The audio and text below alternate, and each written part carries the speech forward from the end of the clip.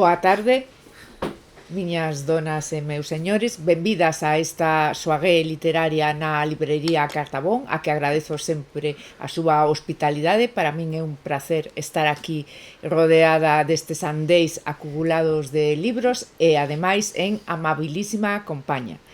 Ben, todo isto é para presentar a nosa autora, Esperanza Mariño, a quen eu persoalmente coñezo dende hai un mundo de anos, de cando facíamos moi habitualmente crítica literaria nas páxinas de distintas publicacións, e nesta ocasión podía presentala en Vigo e non o dubidei.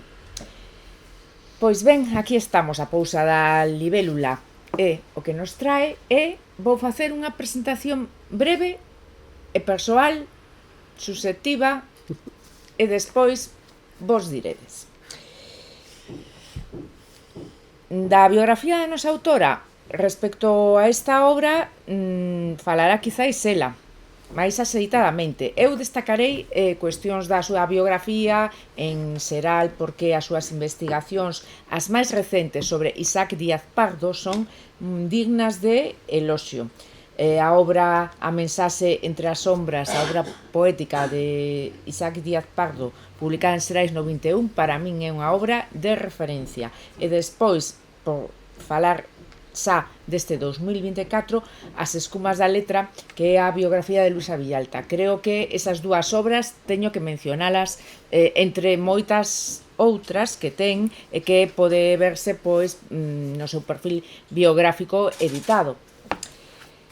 Máis alá de cuestións lingüísticas que tamén podemos ver pois no seu perfil lingüístico, de que participou como relatora en congresos, xornadas, encontros, é dicir, é unha muller que participa activamente no mundo cultural e que achega moita beleza. E aí empeza a miña presentación do libro xa en concreto. Esta presentación tituleina, porque poño título a todo, o significado de efémero en 2024. Explico. Aquí hai haikus ou haikus, hai variedade na pronuncia que, segundo se nos di na propia presentación editorial, que enfatizan o contraste entre a renovación fronte á brevidade da vida. Ben, entón, efémero é un adxetivo esdrúxulo, iso ten moita forza. As palabras esdrúxulas teñen unha especial sonoridade e unha especial beleza. Efémero levoume o que é esta filosofía do haikuario, que en Xapón o minimalismo, a beleza, a delicadeza non é unha moda, nin sequera é unha estética, é unha filosofía realmente.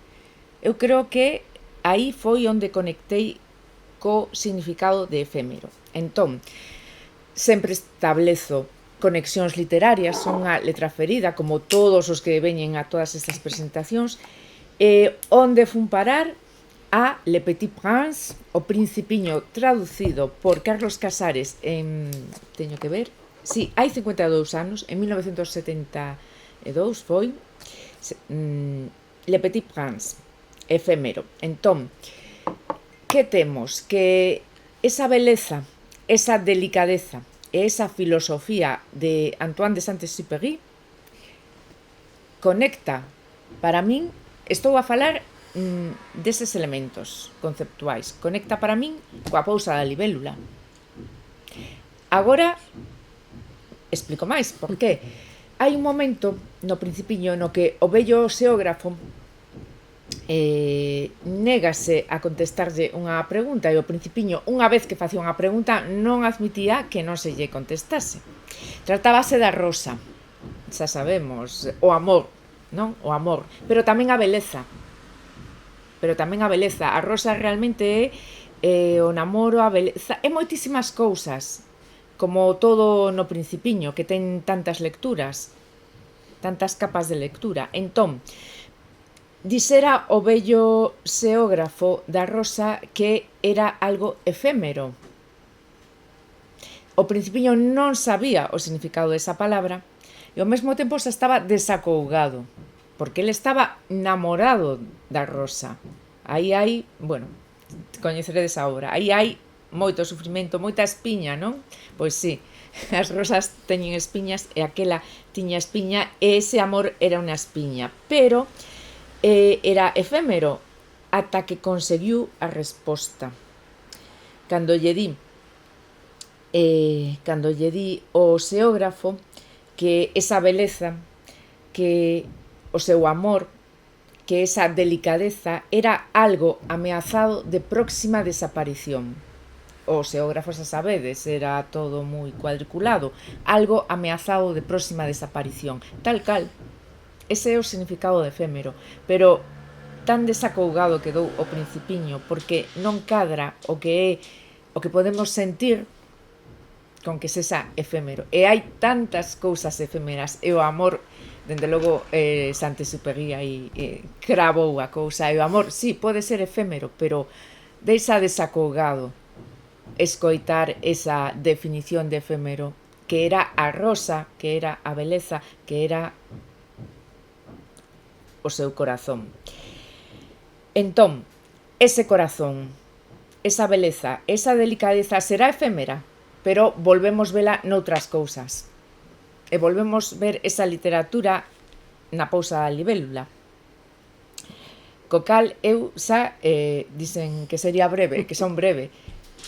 Quero rematar esta presentación co significado de efémero en 2024 na librería Cartabón, dicindo que, como conclusión do talento de Esperanza, da beleza da que nos falará desta filosofía, vou ler o inicial. Sempre os comezos teñen algo importante e son máis esperanzadores que os finais. Entón, cultivo uns versos no ruido dos días, destino incerto, destino efémero. Moitas grazas.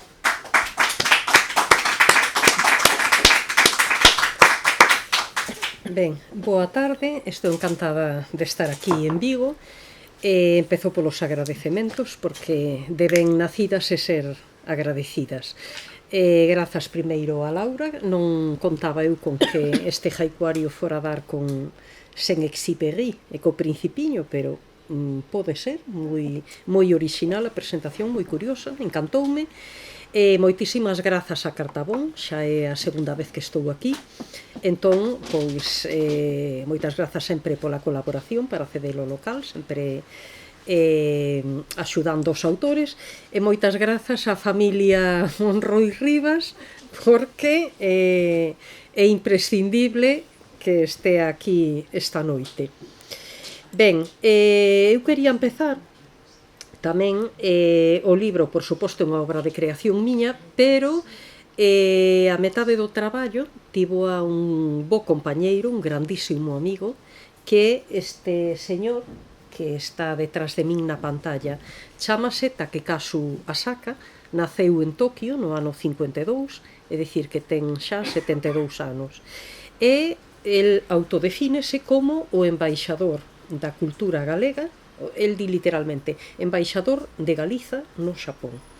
Este home foi profesor da Universidade de Tokio, dunha delas, porque Tokio é a conurbación urbana máis grande do mundo.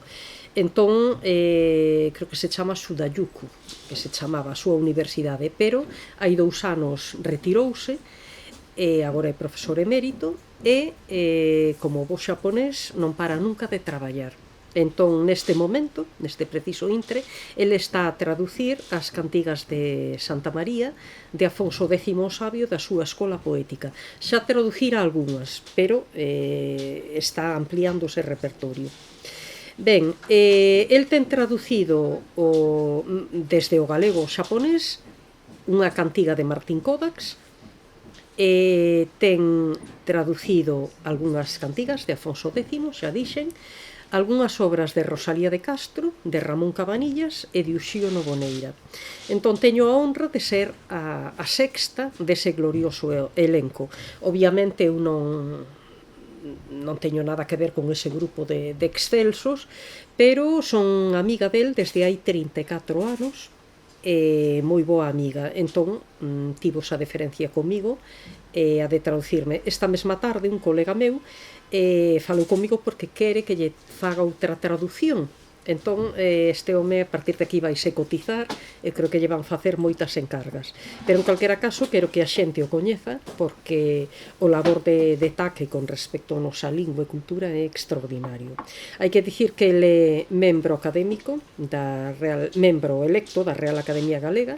No 17 era membro como se chama, membro correspondente, agora é xa membro de honra. En xuño deste ano, en Cambados, leu o seu discurso de ingreso e, polo tanto, é xa académico de honra da Real Academia Galega, merecidísimo, desde logo.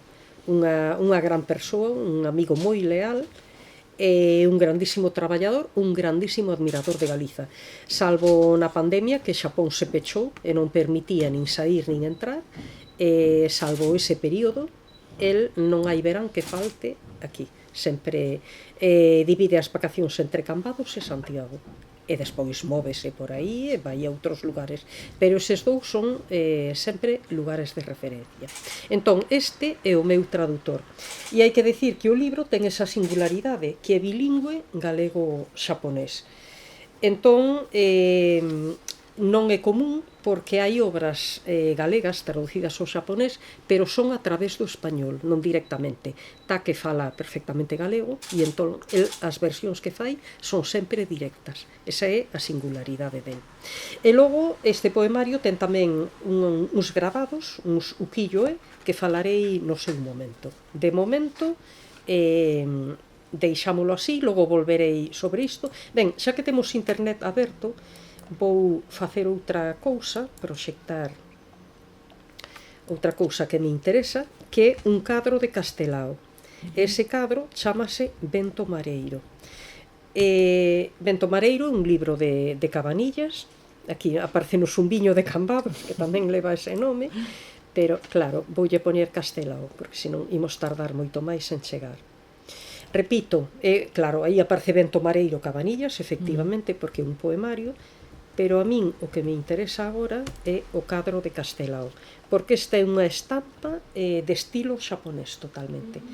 Entón, hai un dos máis famosos pintores xaponeses foi Hokusai, e precisamente que non vos podo amosar o cadro de Hokusai porque o estiven buscando na internet e non figura.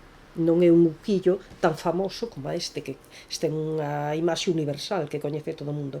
Ese outro non aparece aquí, entón non vos lo podo amosar, pero seguro vos que estas árbores tumbadas polo vento están talmente reproducidas como no cadro original xaponés. É dicir que esta técnica do gravado xaponés ukiyo tivo moitísima influencia en Europa, sobre todo nos pintores impresionistas, cando descubriron esta arte pictórica tan diferente ao que era a pintura europea en xeral. Os pintores quedaron moi conmocionados e a partir de aí imitaron en parte. E, en concreto, Castelao pois tampouco foi inmune a isto, é dicir que na nosa cultura tamén temos influencia. Ben, dito isto, agora sí que empezamos a proxectar fotos que teñen que ver co poemario.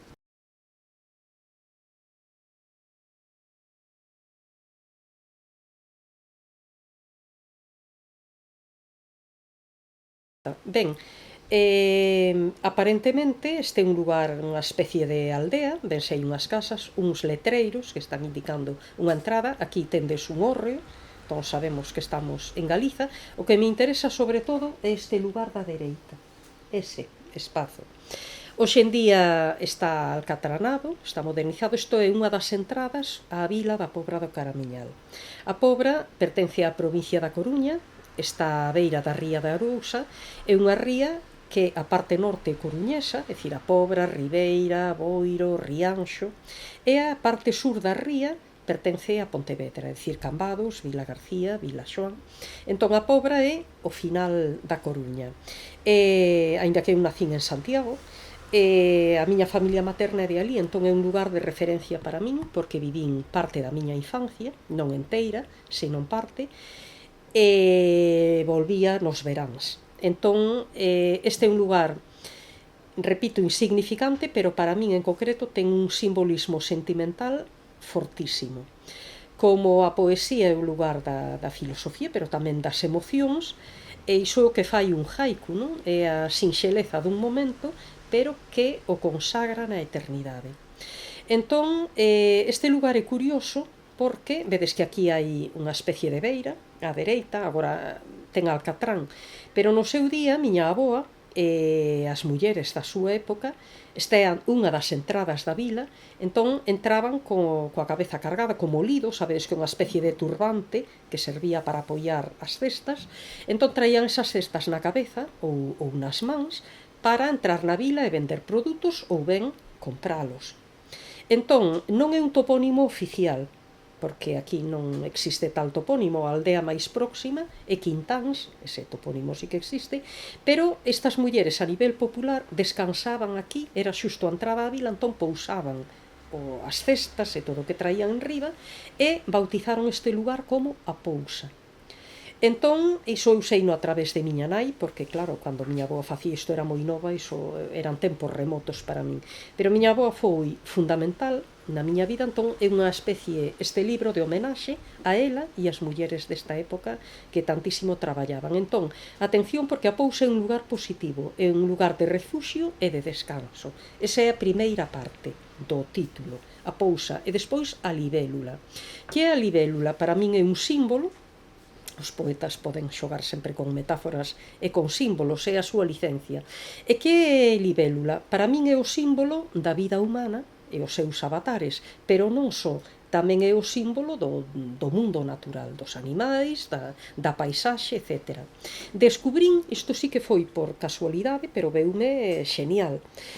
Na cultura oriental, a libélula, non só no Xapón, na China, en todo o Oriente, é algo, un insecto que ten unha connotación moi, moi positiva. É dicir, a libélula é símbolo da boa sorte. E, de feito, nos samurais, que agora non existen, pero nos antigos samurais, no Xapón feudal, na súa coiraza de metal levaban representada unha libélula. Por qué? Porque para eles é un insecto que nunca retrocede, sempre avanza.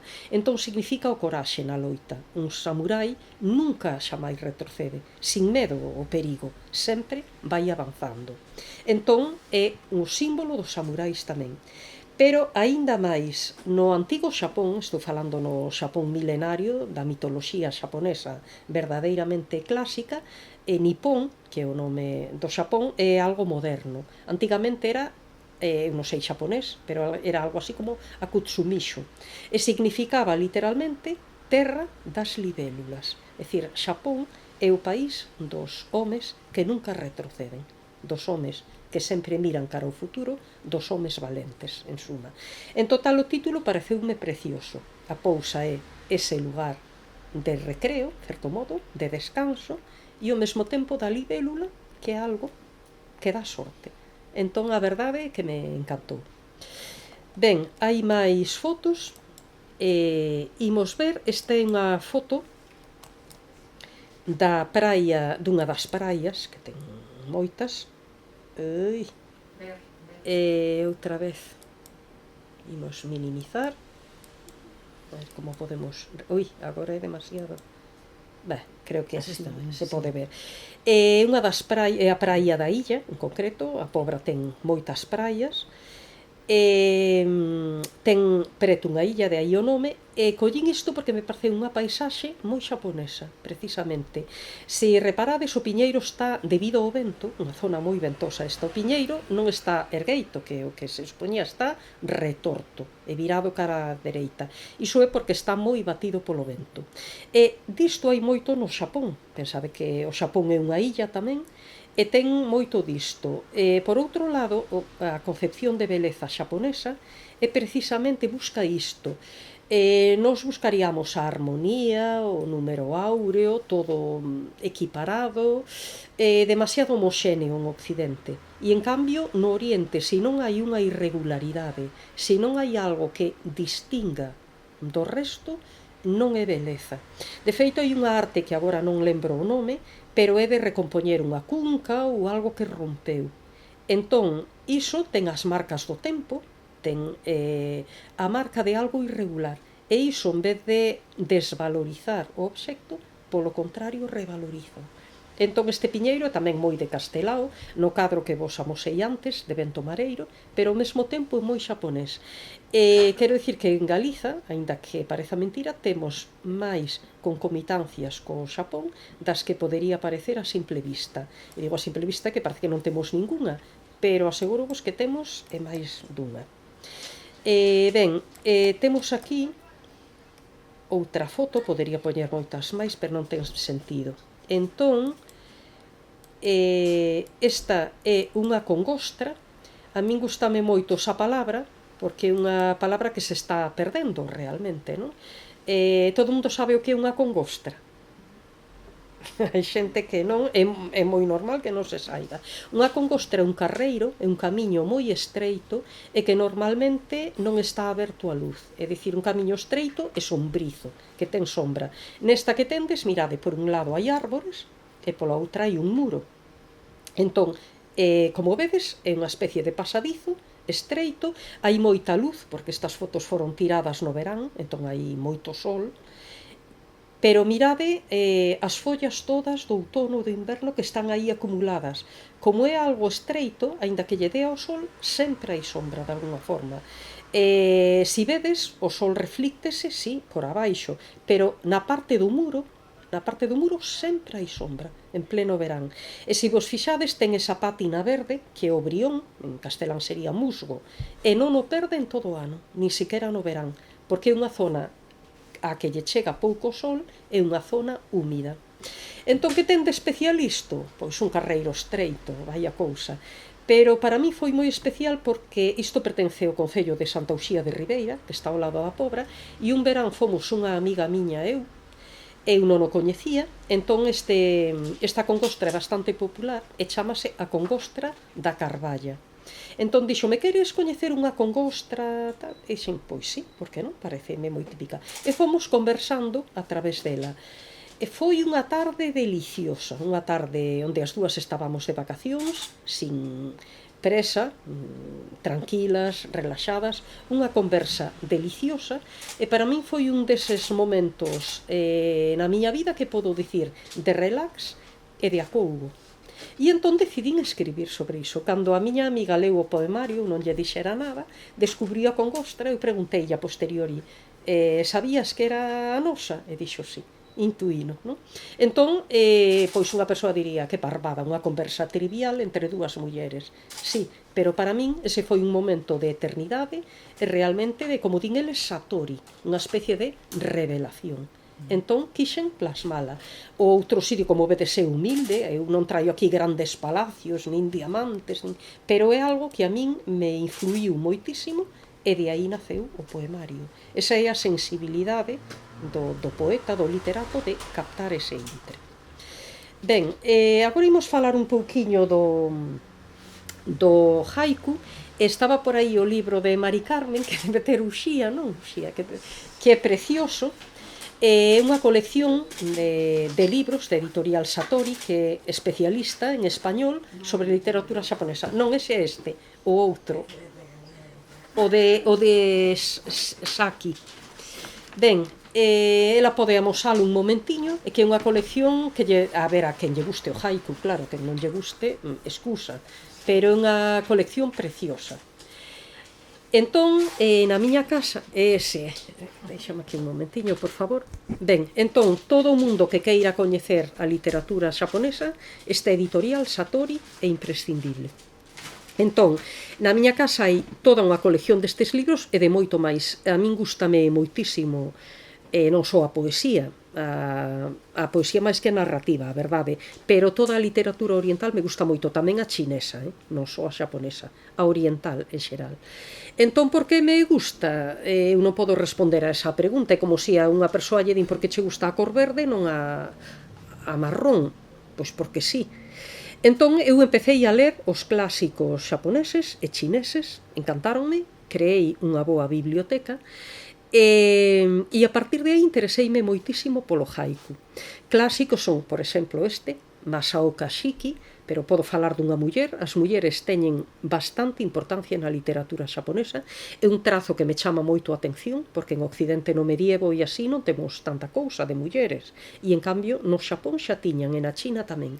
E logo hai outros, como poden ser, pois, por exemplo, Buson, outro clásico famoso, e sobre todo máis coñecido, penso eu, é Natsume Soseki, porque era poeta e era novelista e foi bastante famoso en Occidente tamén. Hai unha novela clave del que é O gato, que está describindo a través, o autor, a través dos ollos dun gato, o mundo, non? Unha visión ás veces complacente, ás veces moi crítica.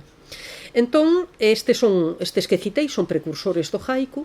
Eu tamén, son clásicos do haiku, tamén lín os precursores, pero de entre todos eles hai un nome clave que é Matsuo Basho, que está considerado o pai do haiku, e no Xapón consideran o mellor poeta xaponés de todos os tempos, e eu así o creo tamén sinceramente. Despois, máis adiante, falo un pouquiño del. Ben, e como estamos con respecto á nosa literatura, a galega, pero tamén Europa, como chegou aquí o haiku e como naceu toda esta corrente, por que o interese polo Xapón? Pois hai que dicir que os primeiros europeos que chegaron ao Xapón foron os portugueses. E desde o primeiro momento maravillounos a cultura tan diferente, imaginade coa distancia de séculos, naquel momento Xapón non conectara con o Occidente aínda, era un territorio virxe, inexplorado. Entón os portugueses deberon quedar alucinados con pois a forma de vestir, de comer, de pensar, todo. E descubriron tamén a literatura, son os primeiros da humanidade, claro, occidentais, que falan do haiku. Despois dos portugueses foron os holandeses e os británicos. Os británicos empezan a traducir haikus ao inglés no século XIX. Os españois chegan máis tardíamente, a principios do XX, e os cataláns tamén, a principios do XX. Creo que non o sabedes, pero o bo de sair daqui é que sempre se aprenden cousas. Eu aprendín con Laura, esa concomitancia con Le Petit Prince, co Principiño, que non se me ocorrera xamais, a verdade. Ela aprenderá cousas comigo, seguro, o público tamén. Saímos todos máis enriquecidos que houbo disto. Ben, en español, na literatura española, ides quedar sorprendidos, pero Lorca escribiu haikus, por exemplo, e encantábanlle ese verso breve e intenso. Juan Ramón Jiménez tamén practicou a súa maneira, non tanto o haiku en concreto, pero sí poemas breves. E Antonio Machado tamén. É dicir, que os principais poetas españois da época tiveron tamén unha influencia non pequena do haiku. Machado nunca chegou a escribir haikus, pero para os seus proverbios e cantares toma esa estrutura estrófica de 3 versos, moi breves, e procura adaptalos á súa filosofía, á súa forma de pensar. É dicir, que na literatura española a principios do século temos unha influencia do haiku e non pequena, tamén os cataláns. Dos cataláns non os coñezo tanto, non podo dicir nomes, pero tamén. E que pasa na literatura galega? Pois na literatura galega, como na nosa historia, estamos sempre por detrás, porque tivemos unhas circunstancias históricas que eu non vou desvelar aquí, que todo o mundo coñece, que non nos foron propicias, e a cultura foi da man da política e da sociedade. Entón, é tremendo comparado con ese panorama europeo que temos, mesmo co español, que foi xa un pouquiño tardío, pero a primeira persoa que eu saiba, polo menos, que empezou a escribir haikus nesta terra foi xustamente Luisa Villalta, que é a musa das nosas letras deste ano. Luisa Villalta no ano 85 publicou en El Correo Gallego, que é o xornal santiagués, o que ela chamou 7 haikus. Ese foi o título que lles deu, e efectivamente escribe 7 haikus de desigual calidade, algún delos realmente bo. Entón Luisa foi a pioneira. Pero, igual que noutras culturas, o haiku tivo moitísimo éxito, moitísimo. E logo hai que preguntarse por que tanto éxito, é outra das boas preguntas. Ben, a parte de Luisa, que repito, ten moito mérito porque foi a pioneira, pero publicaron haikus Miro Villar, Carlos Negro, Elena Villar, Eva Moreda, Xosé Lois García, etcétera, etcétera, etcétera. Sobre todo aí destaca un nome, eu xa falei de Luisa Villalta, que é a que máis honra merece por ser a introdutora, pero hai un grande, un poeta extraordinario, galego dos mellores de sempre, que levou o haiku a unha dimensión fulcral, que foi Uxío Noboneira. É dicir, que temos cultivadores entre nós que realmente colleron altura. Entón, agora xa, digamos que estamos normalizados e o haiku continúa cultivando moitísima xente e cultivarase no futuro moito máis. E agora a pregunta é, por que tanto éxito esta estrofa? Boa pregunta, eu non a podo responder, porque o haiku hoxendía é cultivado na literatura inglesa, francesa, no español en todos os países, Colombia, México, Argentina. Na Argentina, sobre todo un dos destacados, dos cultivadores destacados, foi Octavio Paz, pero hai moitísima máis xente que o cultivou. Entón, por que atrae tanto? Eu non podo responder a eso, podo responder por que me atrae a min tantísimo. Pois gústame porque é unha forma breve, unha forma concisa e ao mesmo tempo incriblemente intensa. E a min fascíname esa intensidade emocional do haiku. Por iso me gustaron sempre estas lecturas, atraenme moitísimo, porque me gustan estas e non outras. Pois porque me atrae esa intensidade tan potente. E agora quero falar do pai da criatura, que non pai, porque houbo precursores antes del ollo. Tamén antes de Rosalía, houbo escritos en galego, pero Rosalía alcanzou tal dimensión que o superou a todos. E Basho, Matsuo Basho, foi extraordinario, insuperable. Entón, quen era Basho? Por que empezou con isto? Pois Matsuo Basho era un personaxe realmente complexo, interesantísimo na historia da literatura universal. Era un peregrino budista, entón está a filosofía zen aí de fondo, que dá unha perspectiva determinada da vida, pero tamén era anacoreta e era medio monxe. Non monxe de todo, porque el non sempre foi monxe, nin quixo selo, pero que si foi voluntario, foi que abandonou a vida da corte, non lle interesaron nin as intrigas, nin a gloria, nin o poder, quixo levar unha vida de sinxeleza absoluta, logrouno. Ás veces, cando peregrinaba, el tiña que pedir comida, ia coa súa cunca na man polas casas, pedindo un pouquiño de arroz. E a xente dáballe porque sabía que era un peregrino. Era solidaria e diso se mantiña. Creaba unha chouza con polas de árbores e iso era todo. Non precisaba máis para vivir. Entón é a mínima expresión, esa é a filosofía budista, que sinala que incide en que a vida é efémera e realmente todo é vaidade. Para vivir que se necesita? Para vivir necesitas unha punta de luz e un teito para vivir se necesita. Mais nada. Entón hai que partir de aí, porque o haiku é unha estrutura mínima e sinxela, non admite grandes termos retóricos, nin os quere, despreza os de feito. Entón Basho quere escribir cunha linguaxe moi sinxela, pero ao mesmo tempo que capte emoción, que sexa intensa. É dicir, que o momento se vive e que se sinta. No occidente estamos acostumados a correr, el non. El quere parar e saborear o instante, aprender a gozar do instante. Entón, para min é unha filosofía tan distinta ao occidental que me fascinou. Esa simpleza de vida, porque ademais non se necesita nada para vivir realmente, casi nada. Poder reducirse a unha mínima expresión. Entón é unha filosofía realmente de un home santo á maneira oriental, que desprezou as riquezas e pode vivir con pouco. Ben, Basho, como é o pai de todo isto, el me remito, dicía, que, cando lle preguntaron que era o haiku, xa na súa época, el viviu, o haiku desenvolveuse no século XVII, no período Edo. Edo é o antigo nome de Tokio, do actual Tokio. Entón é un período moi brillante nas artes xaponesas, tanto na pintura como na literatura. Entón preguntaronlle que é un haiku, e eu vou responder coas palabras dele porque sabe máis que ninguén de todo isto, obviamente. El dixo, simplemente, un haiku é algo que acontece nun lugar en un momento determinado. Simplemente iso.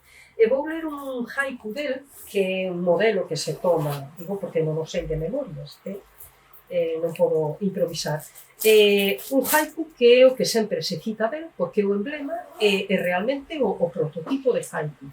Ele está falando simplemente dunha rá e de algo tan simple como isto.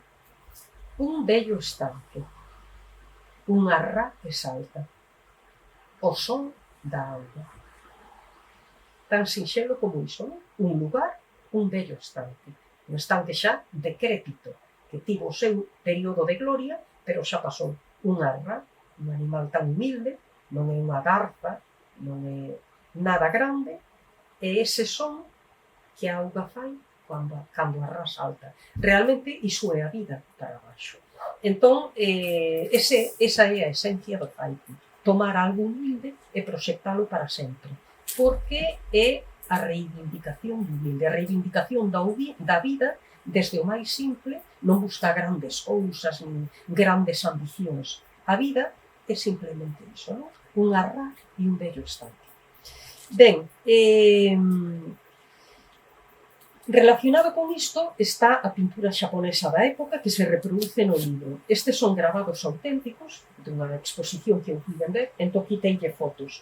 É pintura xaponesa dos séculos XVI ou XIX. Entón, ás veces hai imaxes da corte imperial, do palacio, do emperador, etc. Pero hai tamén imaxes moi sinxelas. Esta estampa que teño na man, por exemplo, é dun período de neve, vese a neve, vese que caeu sobre o parasol, e dúas mulleres acurrucadas xuntas intentando protexerse da neve. Son escenas da vida cotiá, pero moi significativas. É xusto inmortalizar, captar ese intre e proxectalo á eternidade. Lembrade que os xaponeses teñen moita influencia budista, aínda que son maioritariamente xintoístas. O xintoísmo, máis que unha religión, é unha filosofía, unha forma de entender a vida. Pero teñen moita influencia budista tamén, moita. Desde logo o haiku, máis que xintoísmo, que tamén, porque é a presenza da natureza, pero ten esa filosofía da vida budista detrás. Entón, dicía que a sinxeleza, sobre todo, insistir no efémero da vida, é dicir, tantas vaidades, tantas pelexas, para que se a vida é simple e ademais é tan breve? Entón, unha especie de carpe diem, gozar do mínimo e gozar do momento, porque vai durar moi pouco. Entón, pois, trátase diso, da beleza do efémero. De feito, o gravado ese nome en xaponés, ukiyo, o nome que leva, ukiyo significa imaxes do mundo flotante. É dicir, mundo flotante, mundo que se esvaece, mundo efémero. Está machaconamente insistindo na brevidade da vida. Esa é unha lección que todos sabemos, pero que esquecemos a cada minuto tamén. Non saborear nunca o momento. Entón, este poemario, como toda a filosofía que ten detrás, o que reitera é a vida é breve e carpe diem, non? Diríamos en Occidente. Ben, volvo de novo ao meu poemario, xa sabedes por que se titula así, e realmente cal é o contido? Ben, o contido é tomar esa filosofía de Oriente, pero adaptada ao Occidente. Eu estive no Xapón, pero non estou a escribir sobre o Xapón, non me interesa, eu non coñezo suficientemente o Xapón. Coñezo un pouco, non moito tampouco, pero un pouco a miña terra. Entón quero transpoñer esa estética, esa ética a nós, que foi o que intentei facer.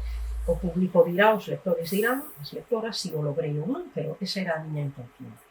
Entón, eu comento a fauna. Realmente o libro divídese en 4 partes, que son as 4 estacións. Empeza polo verán, e non por casualidade, porque quero que acabe na primavera. A primavera significa a esperanza, é a resurrección da natureza despois do inverno, é a época das flores, é a época da luz intensa. Entón, quero acabar o poemario, Laura leu o haiku inicial, e eu vou ler o haiku final, porque ele decía un comezo máis importante que un final, certamente, pero o final tamén é a conclusión, digamos que tamén senta o resumo de todo canto pasou. Entón, ela leu o principio e eu leo o final. Nun mes vizoso, días renacen longos, libros e soños. Iso para min é o mellor da vida, non? Estamos na primavera, un mes vizoso, vizoso é fértil. Os días son longos, hai moita luz, e eu, neses días, teño libros e teño soños que para min son o mellor do mundo.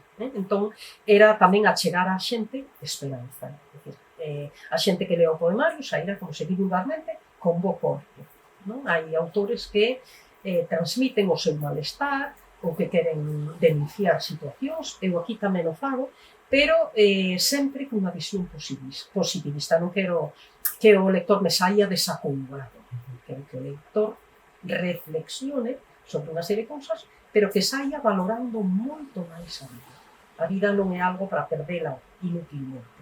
A vida é para gozala, para aproveitala e para sacar partido dela. Sempre en positivo. Ben, entón, a través das estacións, vese o paso gradual do tempo. Hai unha gradación da luz, desde o amanecer até o ocaso, unha gradación lenta, como fan os xaponeses, vese, por exemplo, o luar é unha palabra que a min me fascina.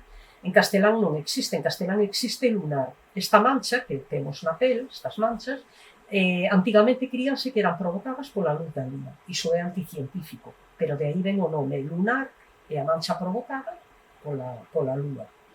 En castelán hai lunar, hai luna e lunar, non é máis. En galego temos lunar, que é esa mancha, pero tamén temos luar, que é outra cousa totalmente distinta, que é a luz da lúa. E a min ese luar fascíname. E hai que dicir que no Xapón hai libros e libros sobre a lúa e a luz da lúa, porque para eles é tamén algo mítico. Eu tomei esa estética, que a mí me encanta, e trouxen aquí.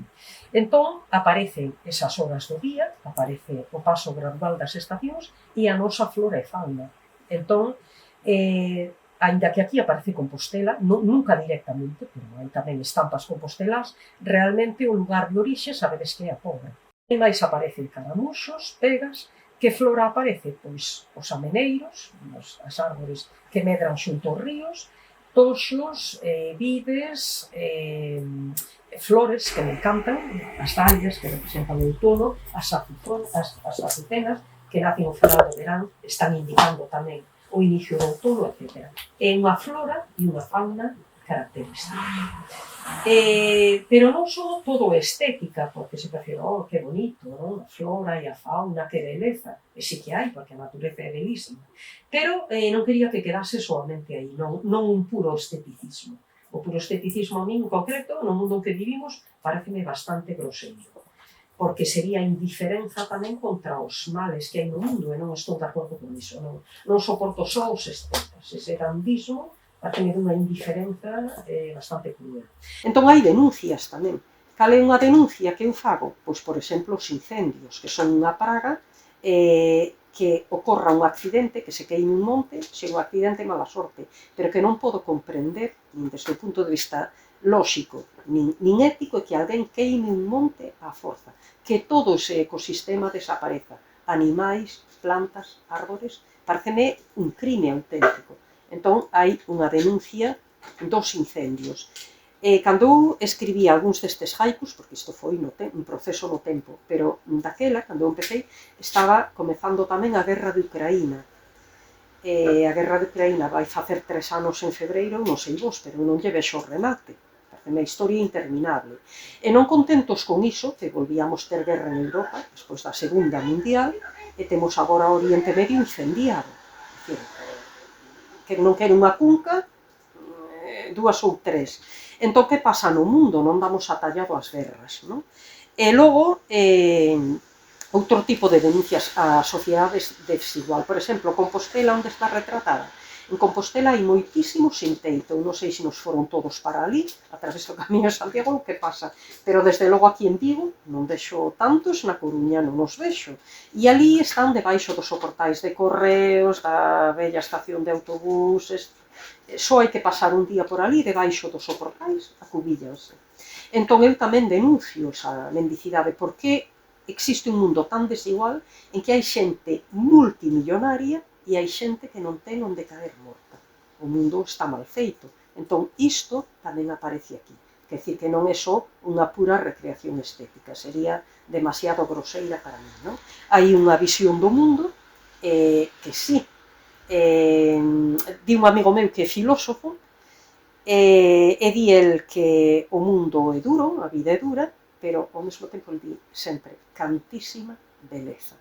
Entón iso é exactamente o que eu manifesto aquí, non?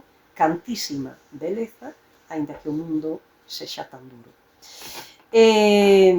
Vou vos poñer, podría poñer máis fotos, pero non ten sentido, porque creo que vai sendo hora. O que vou poñer son 2 vídeos. Entón, un deles é dunha fervenza da Pobra que se chama Auga Branca. Ali a xente congeada chamalle a Agua Blanca. Por que eu escribo sobre iso? Porque cando a fun ver, unha das veces, iso é Monte Picado, ali non chega o coche, un dos veráns que fun ver precisamente era desolador, porque houbera un incendio devastador do que aínda, agora no vídeo, ides ver restos, porque se ven árbores queimadas. E entón caeume a alma aos pés cando vin un lugar tan maravilloso queimado daquela maneira. Aí empecé a pensar como o ser humano é, como a natureza pode estar así, en fin. Antes de nacer eu, porque hoxe en día todo iso foi repoboado, infelizmente, con eucaliptos. Pero antes de nacer eu, a miña familia comentoume que desde a beira do mar, na Pobra, ate iso que está no cume dun monte, daquela non había eucaliptos. Entón, desde a beira do mar, podíase ver aquela fervenza caendo, coa espuma salpicando, a auga a cachón, que era un espectáculo visual impresionante. Hoxe en día é imposible, porque, repito, mesturouse todo con... plantáronse eucaliptos, a destra e sinistra, e entón xa non se pode ver desde abaixo, hai que velo in situ. Pero, aínda así, un espectáculo glorioso. O vídeo que ides ver é no verán, entón leva pouca auga, non fai honra a como está verdadeiramente no inverno ou na primavera, coa auga caendo a cachón e cun espectáculo visual incrível. Entón, lembrade que isto é unha exaltación da natureza, pero unha denuncia dos incendios, porque ides ver, agora xa volvín posteriormente, este vídeo é deste verán, deste verán pasado, do mes de xuño, e xa está en parte a natureza revitalizada, xa medraron plantas verdes e así, pero aínda ides ver como esqueletos de árbores queimadas. Entón, é a denuncia da natureza devastada ao mesmo tempo a esperanza. Non? A propia natureza volve revivificar e volve recrearse. E logo imos ver un vídeo do mar para a final de todo, pero imos empezar coa fervenza esta. Hai aquí, quero vos ler o haiku relativo a ela, porque é importante. Vou vos ler a da congostra. Lembrades que antes vimos aquela congostra na foto estreitiña? Pola congostra, terra, brión e sombras, conversa lenta. E agora quero ler a desta fervenza. Da auga branca, mesmo a fervenza mingua. Arredor, cinzas. Entón, imos ver si logro entrar aquí.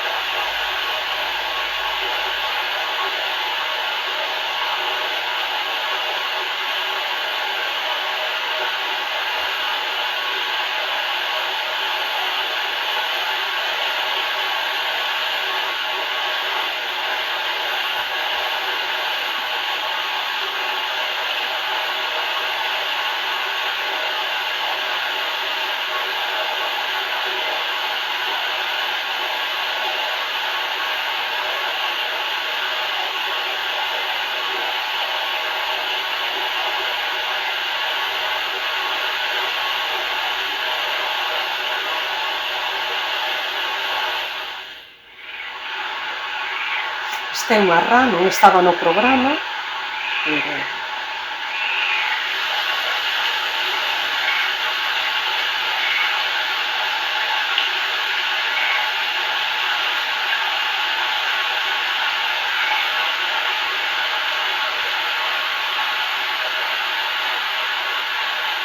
Aí arriba vedes as árbores queimadas, aínda, pero vedes tamén que o verdor que está recuperado.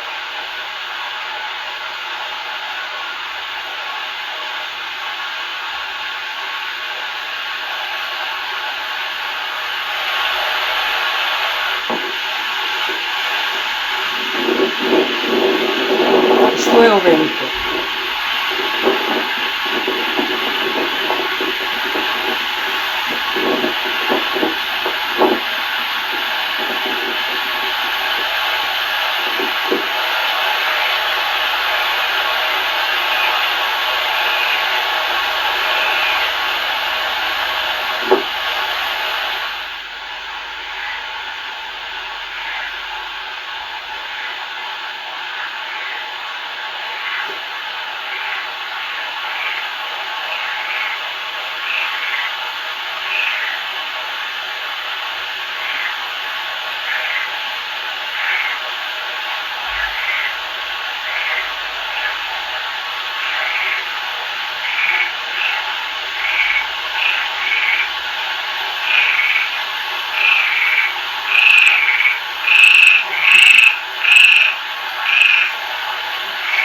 A rá canta como se non houvese mañá.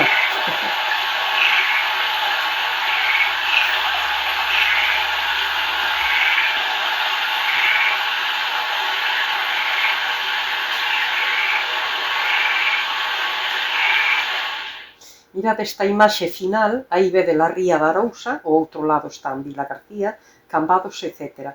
Entón isto era o que se veía hai moitísimo tempo, non? Non había os eucaliptos plantados e entón desde a beira do mar podía verse caer todo. Xa digo, agora esta imaxe do verán non lle fai xustiza porque leva moi pouca auga, pero no inverno é espectacular.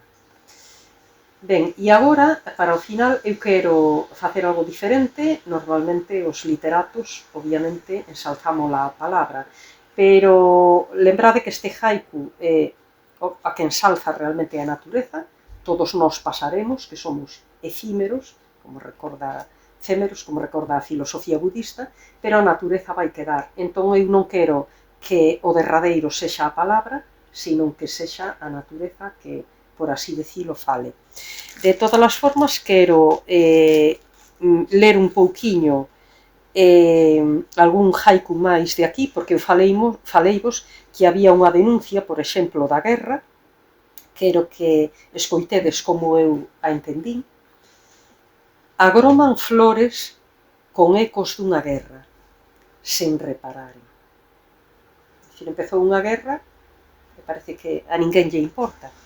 Mirade sobre a mendicidade que vos falei, está dedicados aos mendigos de Santiago. Os literatos xeralmente, tradicionalmente, falaban de palacios, de burgueses, os mendigos sí interesaron a Víctor Hugo, Le Miserable. El sí que se recreou na xente desfavorecida, pero normalmente non son protagonistas de nada. Os de Santiago, que son tan comuns e que eu vexo casi a diario, pois eu sí que quixen dedicarlles cando menos un haiku. Ollo os mendigos, tamén polos cornechos remuda a vida. E hai un moi emocionante para min, porque o ventanuco, é dicir, un ventano, unha ventá pequena, que é a ventá do cuarto de miña avoa. Entón, ela hai moitos anos que morreu, non está, pero de alguna maneira permanece, en algún sentido. O ventanuco irradia luz aínda na bella casa. Quero lervos algo do mar, porque o mar ten unha presencia imponente aquí, en menor medida o río, pero sobre todo o mar, de aí que os meus editores escolleran esta estampa de Hokusai tan famosa, mítica, que é a grande onda de Kanagawa. É moi tópica, eu prefería algunha outra imaxe, pero eles preferiron esta. Entón, vou vos ler algo sobre o mar, porque é emblemático. é precisamente cando aparece esta imaxe aquí. Xa non lembraba o perigo do mar e o seu engado. Cando teñades tempo, reparade neste debuxo, porque todo mundo ve unha grande onda, pero que non ve son as barcas, que hai aquí cheas de homes, e que o pintor capta este momento, tan haiku, non? Captar a brevidade do momento. Que vai pasar con estas barcas despois desta grande onda? E el precisamente quere deixar o enigma no aire. A persoa que vexa isto terá que lucubrar que pasará. Pois para uns pasará unha cousa, para outros outra, pero precisamente ese instante é realmente revolucionario. E a xente ve a onda, pero non repara que hai aí unhas barcazas ao lado que está correndo perigo. Unha imaxe curiosa. E ben, podería lervos máis, pero creo que non convén abusar. Si tendes paciencia, ao final queredes que lea algo máis, ben. E se non, eu vou calar, e vai falar a natureza, que é moito máis importante que a min. O que ides ver é unha estampa da Pobra, da vila da Pobra, vista na distancia, non é o centro, claro.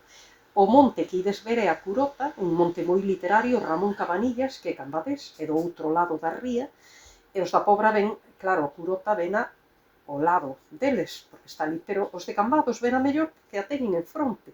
Entón é a referencia incluso para os mariñeiros, cando saen ao mar, están mirando de onde ven o vento da Curota, por onde sae, porque iso vai influir na navegación. Entón quero dicir que é un monte moi literario.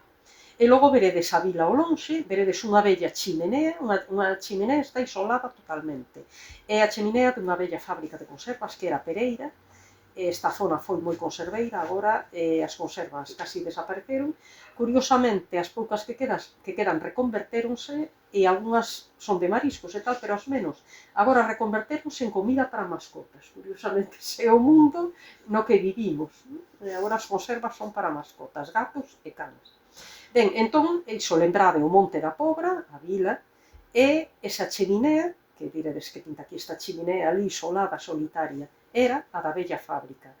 As ruínas quitáronse, porque non estaban molestando, pero decidiron que permanecese en pé a cheminea. Entón imos ver esta praia, é unha das da Pobra, antes ensinei a foto, hai moitas, pero esta é máis a do centro da vila, digamos. Entón, imos alá.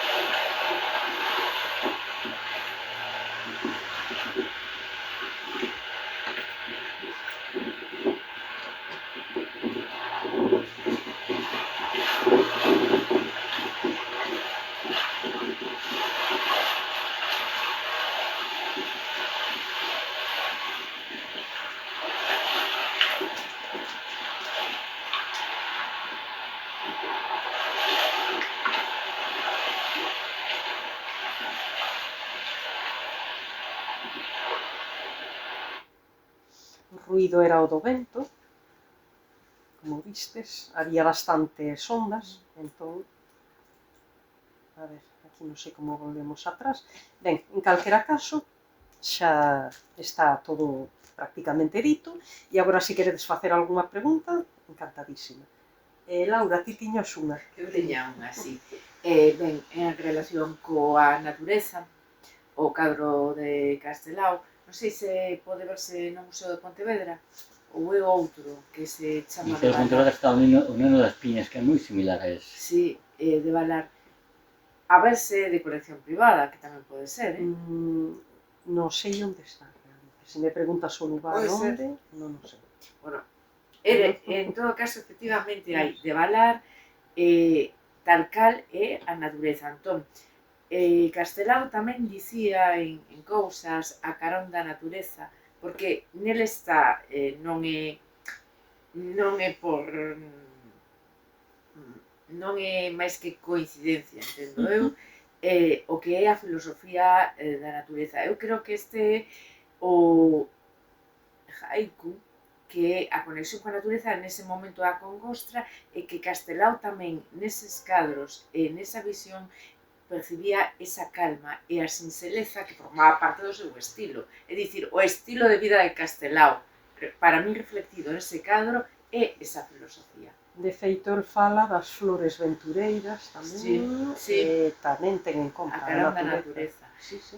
Creo que é o que hoxe en día fai ese éxito que dis. Por que tanto éxito? Pois eu creo que é por un motivo tan sinxelo como que ese acougo que non temos en ningún momento do día, sí que o temos nese momento. Entón, esa revelación é insólita, porque non estamos nese momento de relax máis que moi esporádicamente. Pode ser, teñen comentado, de feito Santiago fixeronse parques e tal, teñen comentado alcaldes que efectivamente os camiños á beira do Sar e que o contacto co monte tal, que é unha das formas máis relaxantes que ten a xente. Pode ser. Que necesitamos, vaya. Entón a miña pregunta viña de onde estaba ese cadro de Castelao e de como Castelao captaba iso. E parabéns pola presentación, ni que dicirte.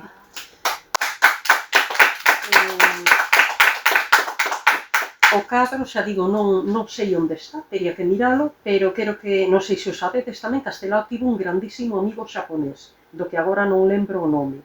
Pero isto sí que o sei, porque lle quitei fotos, se ides ao Museo de Pontevedra, que foi un museo realmente creado, ideado por Castelao, por si non o sabedes, cando el vivía ali en Pontevedra, que foi o período máis feliz da súa vida, dito por el mesmo. Ben, ali hai unha caricatura deste xaponés, debuxado por el. Este home estivo vivindo 4 meses en Pontevedra, feliz, pero o seu destino estaba noutra parte, tivo que volver ao Xapón, volveu a casa, pero sempre cunha grandísima morriña de Galiza. Entón, que saibades que Castelao tiña tamén unha pequeniña influencia xaponesa en varias cousas.